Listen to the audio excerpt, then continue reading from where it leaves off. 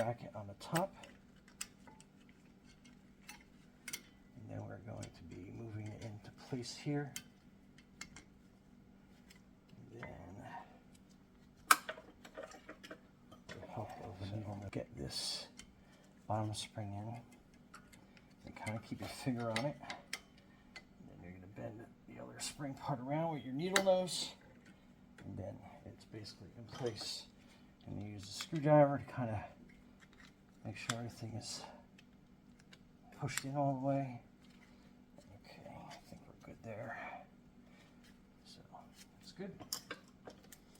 Okay, let's tighten up these slide bolts in the back.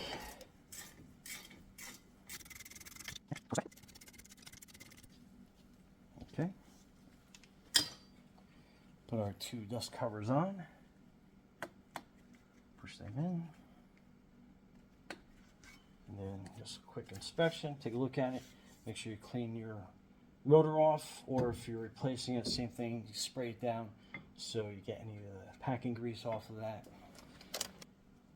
But anyway, Brian from Garage Hall, thanks for watching, and be safe out there.